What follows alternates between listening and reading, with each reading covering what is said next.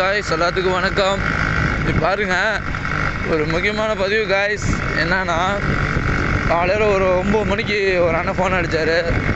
தம்பி, இந்த மாதிரி கார்பெட்லேருந்து பெட்ரோல் ஒழுகிட்டே இருக்குது தம்பி, வந்து பார்த்துக்கூட அப்படின்னாரு. ஆனால் கொஞ்சம் லேட்டாக ஒன்று தம்பி, நீ வந்தால் தான் தம்பி நான் வேலைக்கு போக முடியும் அப்படின்னு சொல்லி கூப்பிட்டாரு. போனேன். மணி 11 மணி ஆயிடுச்சு. இன்னும் காலையிலேருந்து சோறு கூட சாப்பிடல. அந்த வண்டி வேலையை முடிச்சு விட்டேன். கார்பெட் க்ளீன் பண்ணதுக்கு 250 ரூபா. ஆயில் வச்சுருந்தேன், ஆயில் மாற்றி விட்டேன், அதுக்கும் 100 ரூபா. மொத்தம் பார்த்திங்களா ஒரு 400 ரூபா கேட்டேன். 200 ரூபாயை கொண்டு வந்து தராரு காய்ஸ்.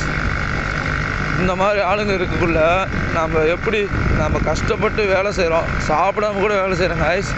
ஆனால் அவங்க கவர்மெண்ட் வேலையில் தான் இருந்தார். இப்படிலாம் இருக்காங்க காய்ஸ்.